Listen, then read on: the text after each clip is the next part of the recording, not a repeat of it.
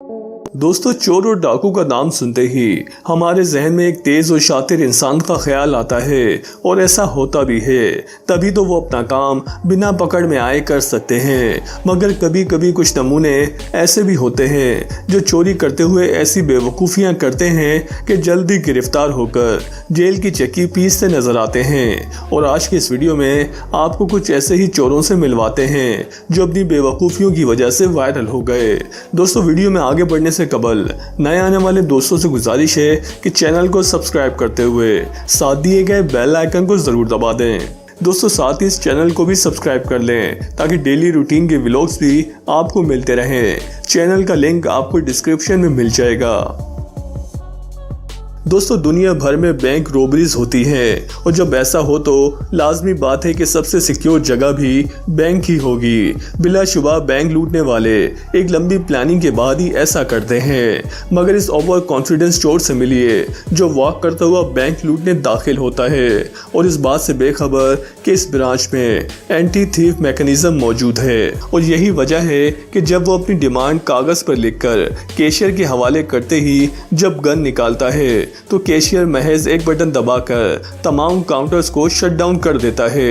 इस modern system से डाकू ऐसा बदहवास होता है कि भागने लगता है और अंदर की जानिब खुलने वाले दरवाजे को बाहर की जानिब खोलना शुरू हो जाता है।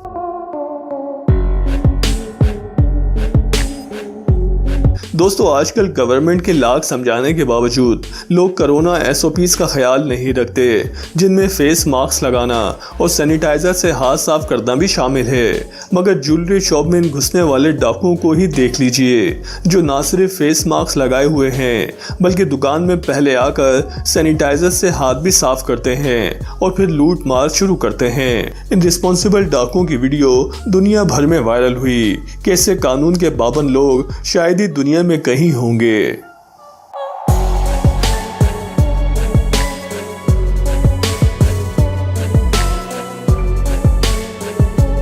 दोस्तों, आपने ये तो जरूर सुना होगा कि फिलां के घर रात को चोरी हो गई, लेकिन ऐसा नहीं देखा होगा कि किसी के घर ऐसा लेजी और हरडराम चोर आया हो कि चोरी करने के बाद वहीं सो गया।